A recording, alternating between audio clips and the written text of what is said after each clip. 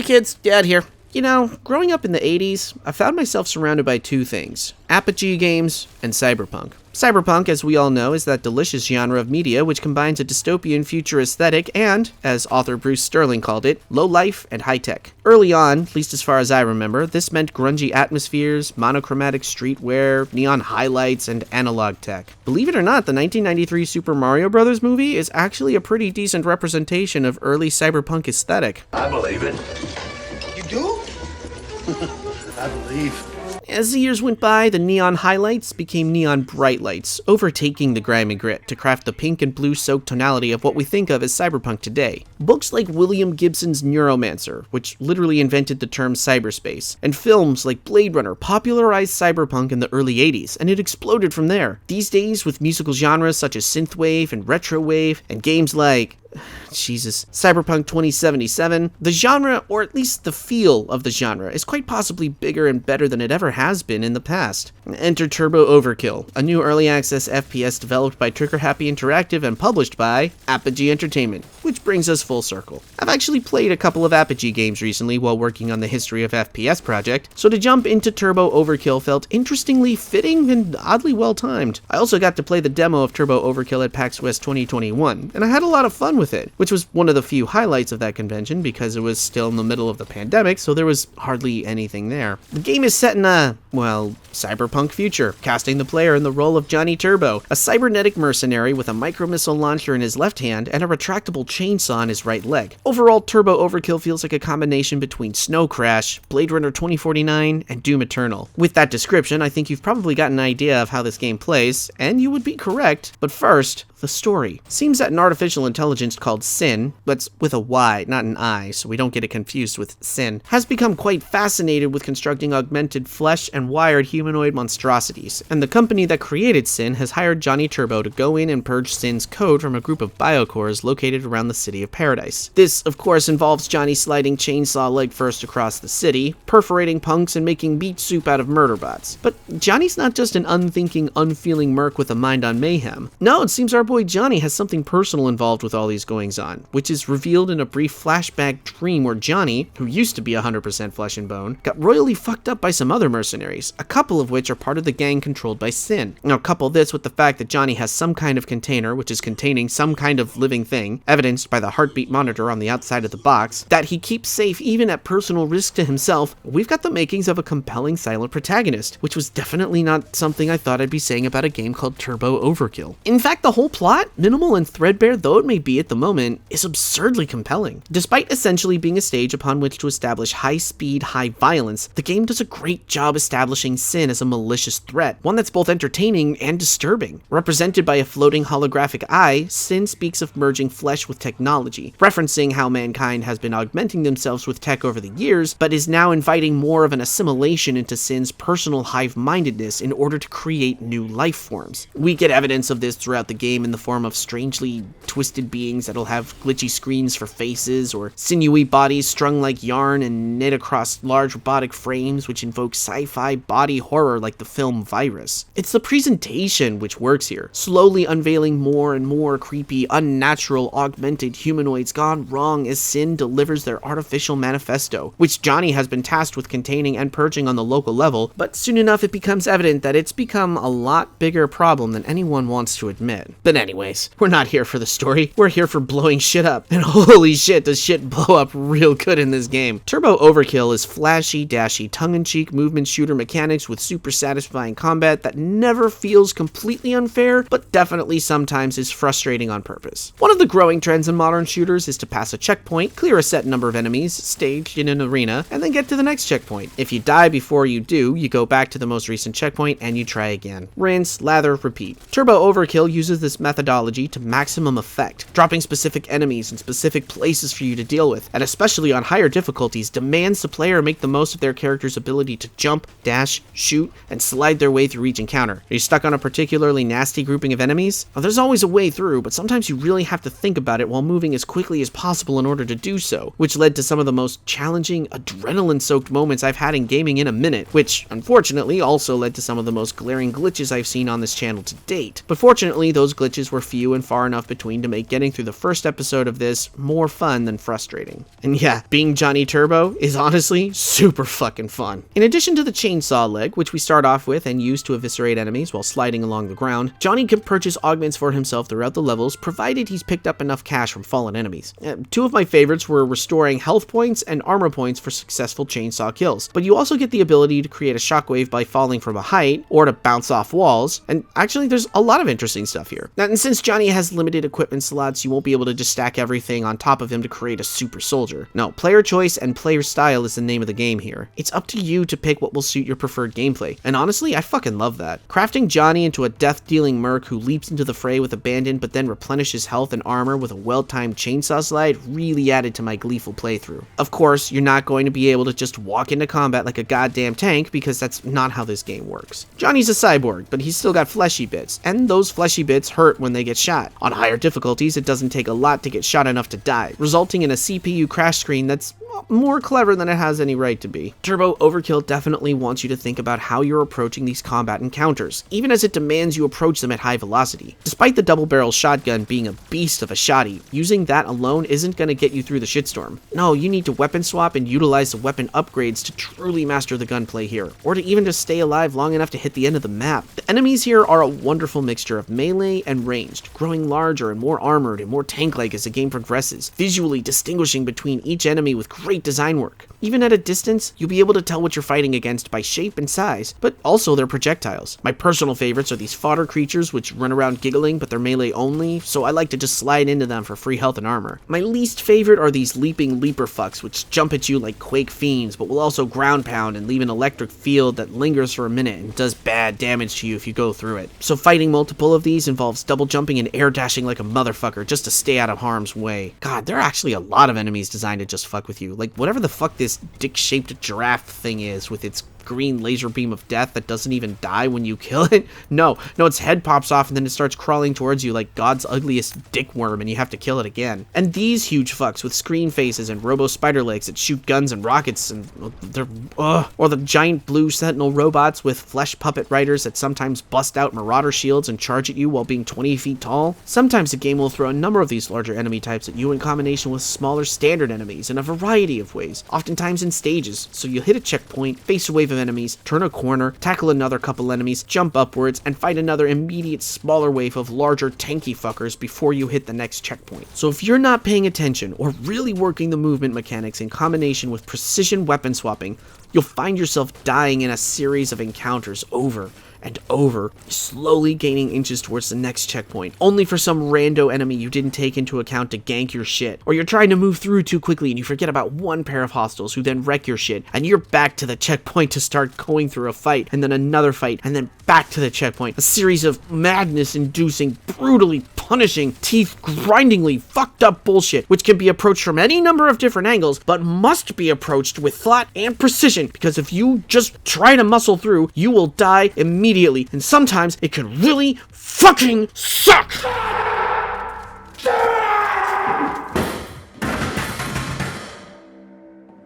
But you know, what makes it all interesting and still fun to play, even while wading through some of the more difficult encounters, are, in fact, the movement and the combat. Johnny Turbo is no Doomslayer, but he does come packaged with some incredibly fluid controls. From running to jumping to dashing to sliding, Johnny's movement is slick, smooth, and so satisfying. While it took me a hot second to grow accustomed to Johnny's base speed, holy shit, this dude moves like he's hopped up on coffee and Adderall. Once I did, I really appreciated just how fast this fucking game moves. It's certainly designed to maintain a sense of fluidity from one encounter to the next, never slowing down for a moment, which can sometimes work against it when you get caught off guard and you're suddenly surrounded by 12 enemies and you gotta go fast. But Johnny gets some sexy augments and upgrades throughout the course of the first episode. Magnetic boots allow Johnny to wall run on specific surfaces, which is a fantastic addition to the gameplay mechanics once introduced, let me tell you. The aforementioned micro missile launcher, which is located about halfway through the episode and is is a great panic button weapon which will devastate whoever you lock onto with it, but has a significant cooldown so you can't spam it. Meanwhile, each weapon outside the rocket launcher has an upgrade that can be purchased and installed to great effect. The Waster shotgun can be upgraded with a charge-up explosive electric attack which will shock and stun any enemies that don't immediately blow up from the impact. The double-barrel boomer shotgun receives a grenade alt-fire, which, if they bounce close enough to an enemy, will magnetically lock onto and stick to them before exploding. Instead of dual-wielding the Uzis, you can set one aside and use just one of them, which will fire more powerful rounds but at a slower rate. Oh, and the twin incendiary chain gun can turn into a flamethrower which will cook enemies faster than your grandma's air fryer.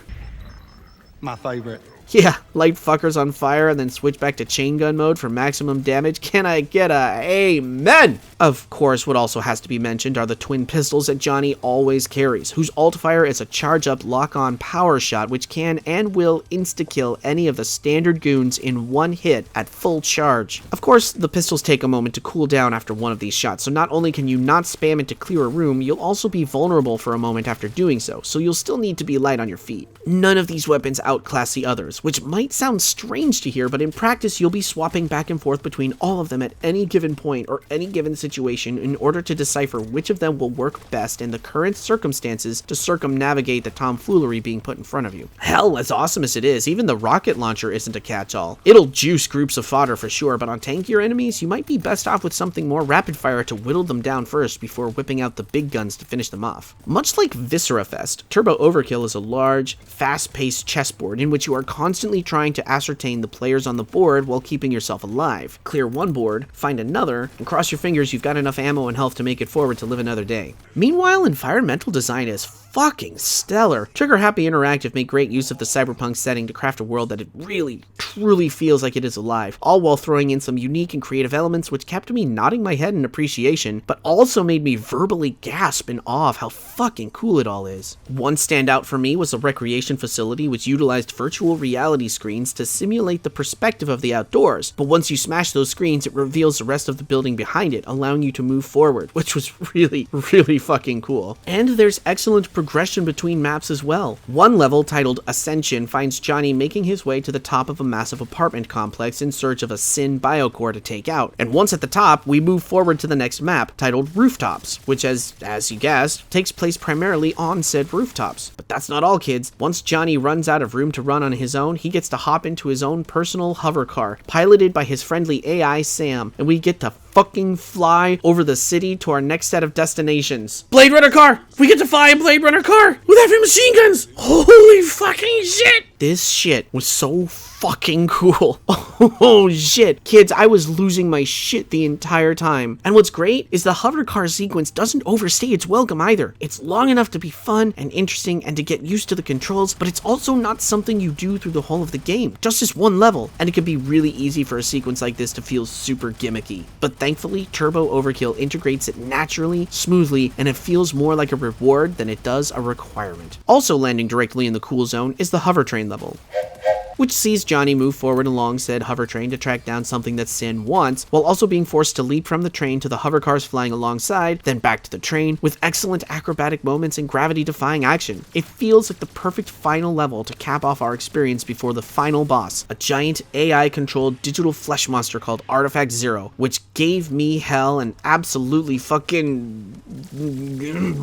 Artifact Zero is an excellent example of the entirety of the game design. It overloads you with overwhelming amounts of information all at once. You've got the boss in the center of the arena, standard and tanky enemies appearing in waves all across the arena, and you, with no ammo pickups in sight, trying desperately to survive, utilizing every movement mechanic you've mastered thus far in the game. And much like with the rest of the game, the idea here is to remain calm and focused while moving like a bat out of hell, weapon swapping where necessary, and choosing your tools wisely. While there's no ammo to be found within the boss fight itself, the game does stack you pretty heavily with rockets and chain gun ammo just outside the arena, so you should be walking in locked, stocked, and loaded. Even still, this is a boss fight that demands careful consideration of continual gunfire, aka keep an eye on how much ammo you have, because if you spend too many bullets or rockets on the fodder enemies instead of the boss, you could very easily find yourself out of everything except pistol ammo by the end, and that would not be a good thing. I fought this boss twice now, and I gotta say, if this is an indication of where the game is headed with future boss encounters, then fucking bring it on, says I. Because this was terrible, awful, frustrating, and by the end, thoroughly rewarding and had me begging for more. Of course, while I have loads of praise for Turbo Overkill, there's still a few bugs in the system that certainly need to be addressed. While the game's level design and level progression feel and look really good, there were a couple of times where pathfinding was a bit of an issue. Sometimes a game has objective markers to help you track where you need to go in some of the larger open environments, which is great, because in some of these maps there's a lot of moving back and forth across areas you've already explored as new pathways open up. But when I say sometimes there are objective markers, I do mean sometimes. I had more than a couple instances of feeling really fucking lost because I passed by a door that required a blue or green key on my way to go find said key, but the door in question was not in my line of sight based on the path the game has you take. So in going back to figure out which door I needed to unlock, I spent a lot of time backtracking and retracking my paths in order to finally find the right way to go. And certainly the level design does make attempts to point players in the proper direction by looping back and around to face them towards their ultimate destination and respawning new enemies in areas you've already cleared as a subtle way of showing that you're heading back the right way. But still, I just had too many instances of where the fuck am I supposed to go? Particularly on the Hovertrain level, where you can actually go the absolute wrong direction and not be able to go backwards to retrace your steps. I'd really like to see Trigger Happy make some of these objective markers just a little bit clearer as they update the game. Now, outside of some pathfinding issues, Turbo Overkill features a plethora of sometimes subtle and sometimes frustrating bugs that the devs are working steadily on to iron out. Of course, this is the initial early access release, so there's bound to be some glitches in the matrix, but there are a few that are decidedly game-breaking at times here. Occasionally, the game will softlock you in an area which you would normally need to clear of enemies before red force fields will lower and allow you to progress. What'll happen is you'll die either just before or just after the force fields lower, and then you'll go back to the checkpoint where the force fields are active and enemies need to spawn, but no enemies will spawn, and you'll be stuck there with no one to kill and no way to lower the shields to get out. And since the game works on a checkpoint system instead of a save file system, reloading your checkpoint won't help because said checkpoint is within the softlock, so you'll have to start the whole level over if this happens. Another bug, which has been addressed in the middle of me writing this script, had the game change the difficulty you were playing on in the middle of the game. Now, I didn't notice this until I got to the final level, where I paused the game and noticed that it had changed my difficulty from Serve Me Pain, which is the second highest difficulty, to Virgin Blood, which is the easiest difficulty. Yeah, somehow the game dropped me down to super easy for the last 2 levels, which explains why I felt more like a Giga Chad than I really should have during all of that. Meanwhile, I tried using level select so I could at least go back and play those levels again on the proper difficulty and soothe my wounded ego, but despite selecting Serve Me Pain, the game loaded on Street Cleaner, which is the difficulty just below Serve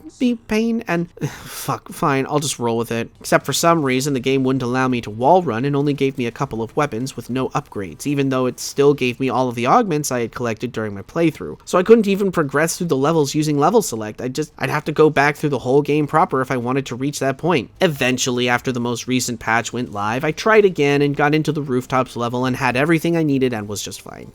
There's a number of bugs like these that are currently being smoothed out and worked on, but look, straight talk from Dad. Turbo Overkill is a lot of fucking fun. A lot. Much like Viscera Fest, I was gritting and grinding my teeth throughout as I struggled through the arenas and objectives and ended up enjoying the shit out of this. The aesthetics, the gameplay, oh my god, the fucking soundtrack. I am a huge synthwave nerd and this soundtrack absolutely fucking slaps. But, and this is a minor but, not a major but Turbo Overkill in its current state does have some game-breaking bugs that may or may not affect your enjoyment of the overall game. I was fortunate enough to get through the first batch of content mostly unscathed, despite the last 2 levels being reduced difficulty, and I've gone and done the due diligence of replaying said levels on the difficulty I wanted to, but the game in its current state still needs a little bit of work. Just a little bit. Now again, kids, your results may vary, and the devs, as stated, are hard at work getting this shit ironed out. At $20, Turbo Overkill is well worth your time and money in its current state, so long as you don't mind some bugs swimming in the system still. Which again isn't too terrible considering how quickly they're being stamped out, and